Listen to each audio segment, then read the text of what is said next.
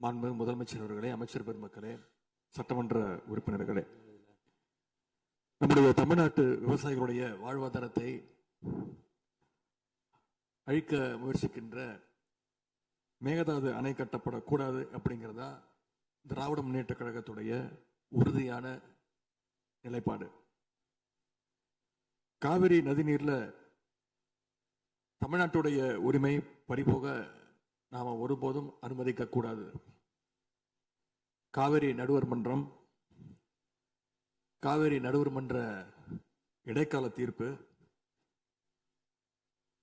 இறுதி தீர்ப்பு, உச்ச நீதிமன்றத்துடைய இறுதி தீர்ப்பு, மேலாண்மை ஆணையம் உள்ளிட்ட அனைத்துக்கும் முத்தமிழர் கலைஞர் அவர்கள் முதலமைச்சராக இருந்தப்போ கழக அரசு எடுத்திருக்கக்கூடிய ஆக்கப்பூர்வமான நடவடிக்கைகள் தான் முழு காரணம்.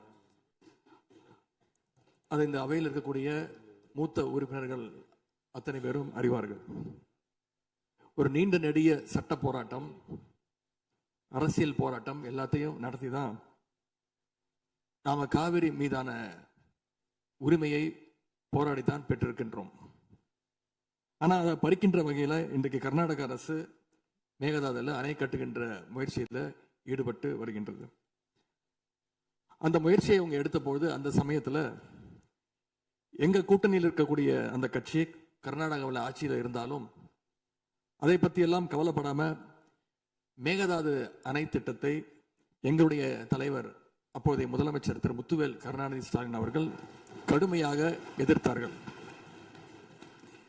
இன்றைக்கு நம்முடைய மாண்பு முதலமைச்சர் அவர்கள் மேகதாது அணை கட்டும் கர்நாடகாவின் முயற்சிக்கு எதிராக இந்த தீர்மானத்தை இன்றைக்கு கொண்டு வந்திருக்கிறாங்க.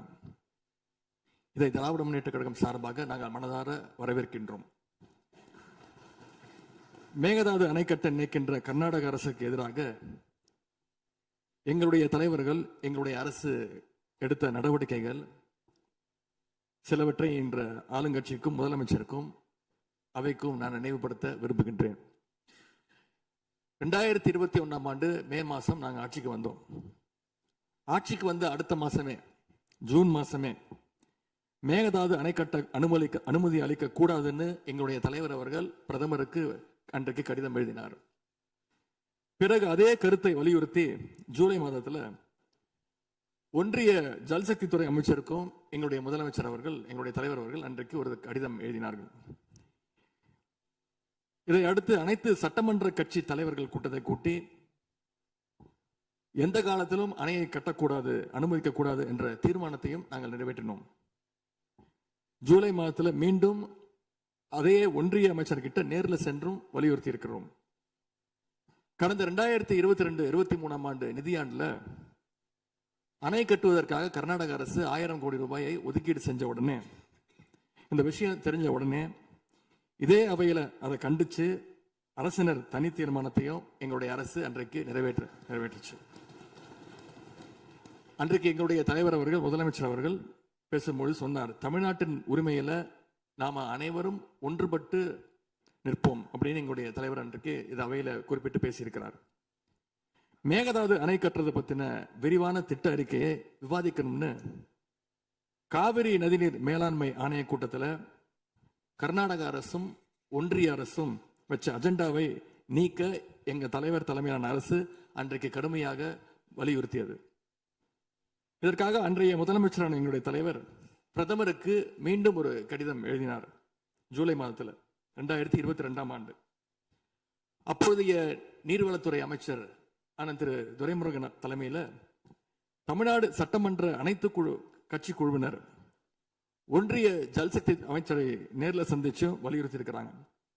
இப்படி நம்முடைய தொடர் எதிர்ப்பின் காரணமாகத்தான் மேகதாது அணையுடைய டீடைல்டு ப்ராஜெக்ட் ரிப்போர்ட் பிப்ரவரி மாதம் மத்திய நீர்வள ஆணையத்திற்கு மீண்டும் திருப்பி அனுப்பப்பட்டது.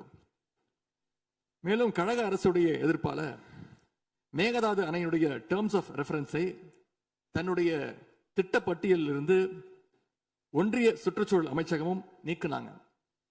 அது மட்டும் இல்லாமல் 2024 ஆண்டு நவம்பர் மாதம் ஒன்றிய சுற்றுச்சூழல் அமைச்சர் எங்களுடைய அரசினுடைய நீர்வளத்துறை அமைச்சருக்கு ஒரு கடிதம் அனுப்பியிருந்தார். அவர் எழுதியிருக்கக்கூடிய அந்த கடிதத்துல இரு மாநிலங்களுக்கு இடையே சுமூக தீர்வு எட்டப்பட்ட பிறகுதான், அதாவது டேர்ம்ஸ் ஆஃப் ரெஃபரன்ஸ் அனுமதி பற்றி ஆலோசிக்கப்படும் என்று அந்த கடிதத்தில் குறிப்பிட்டு எழுதியிருக்கின்றார். மேகதாது அணை தொடர்பாக கர்நாடக அரசு விரிவான திட்ட அறிக்கை, டீடைல்டு ப்ராஜெக்ட் ரிப்போர்ட் சமர்ப்பிக்கல அப்படிங்கிறது தான் எங்களுடைய கழக அரசு இருந்த வரையிலான நிலைமை. திராவிட முன்னேற்ற கழக அரசும் எங்களுடைய தலைவரும் தைரியமாக தமிழ்நாட்டின் எதிர்ப்பை பதிவு செஞ்சதுனால தான் இது சாத்தியமாச்சு என்பதை இந்த மாமன்றத்தில் நான் மீண்டும் பதிய வைக்க விரும்புகின்றேன். இன்னொரு முக்கியமான விஷயம் என்னன்னா, சென்ட்ரல் வாட்டர் கமிஷன், மத்திய நீர்வள ஆணையம் 2018 ஆண்டு தேதியிட்ட 2018 ஆண்டு 22/11 தேதியிட்ட கடிதம் மூலமாக கர்நாடக அரசுக்கு சில முக்கியமான நிபந்தனைகளை அறிவிச்சிருக்கிறாங்க. முதலாவது கண்டிஷன் என்னன்னா, மேகதாது அணை கட்ட மத்திய நீர்வள ஆணையம் நிபந்தனையற்ற அனுமதி எதுவும் கொடுக்கவில்லை. இரண்டாவதாக, அணையின் கட்டுமானத்திற்கான விரிவான திட்ட அறிக்கையை கர்நாடக அரசு தயாரிக்கிறதுக்கு முன்பாக தமிழ்நாடு அரசு தெரிவிக்கின்ற பல்வேறு ஆட்சேபனைகளை அவர்கள் பரிசீலனை செய்யணும்.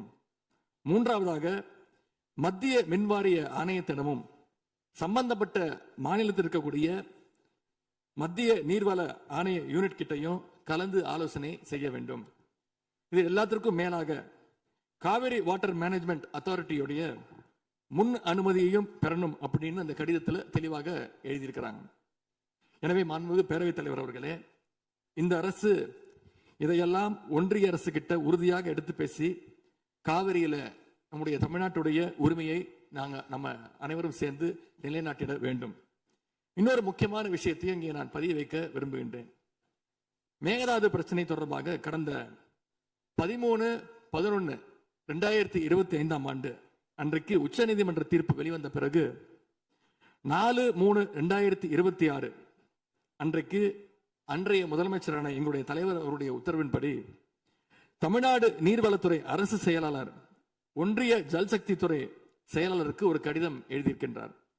அந்த கடிதத்தில் கர்நாடக மாநிலத்துடைய மேகதாது அணை கட்டும் பிரச்சனை ஒரு நியூ டிஸ்பியூட் அப்படிங்கிறதுனால நதி நீர் தாவா சட்டம் 1956 படி the inter state river water disputes act 1956 அடிப்படையில் நடுவர் மன்றம் அமைக்கணும்னு ஒன்றிய அரசுக்கு கோரிக்கை வச்சிருந்துக்கிறோம்.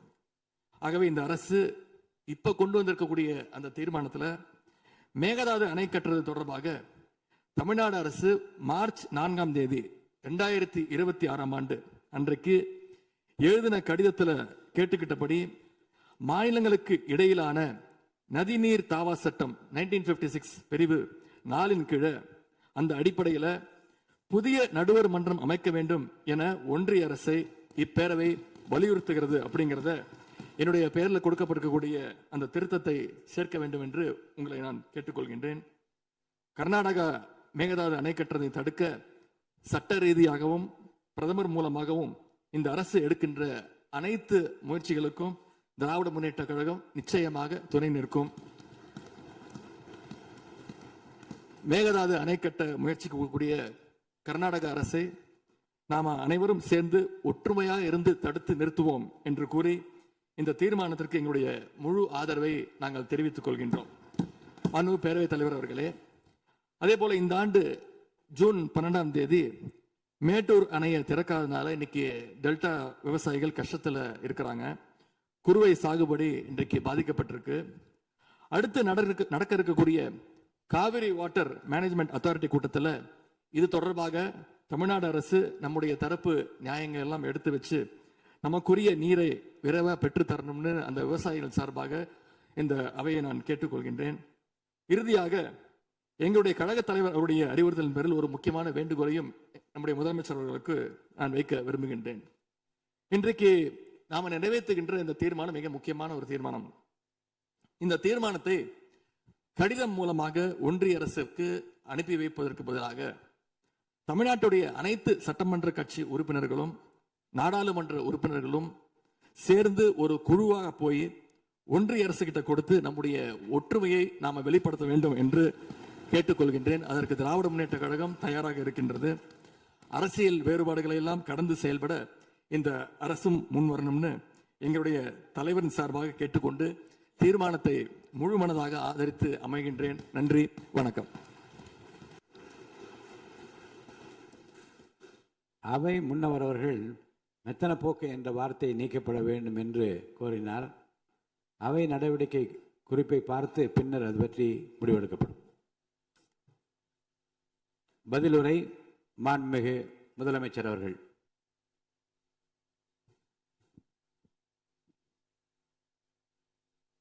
மாண்புமிகு பேரவைத் தலைவர் அவர்களே, அரசின் தனி தீர்மானத்திற்கு ஆதரவு கருத்து தெரிவித்து அனைத்து மாமன்ற உறுப்பினர்களுக்கும் எனது நன்றியை தெரிவித்துக் கொள்கிறேன். மாண்புமிகு எதிர்க்கட்சி தலைவர் அவர்கள் பேசும்போது அரசின் தனி தீர்மானத்தில் ஒரு கருத்தை சேர்க்க கோரியுள்ளார். அது குறித்து கீழ்கண்ட கருத்தினை பேரவைக்கு தெரிவிக்க விரும்புகிறேன்.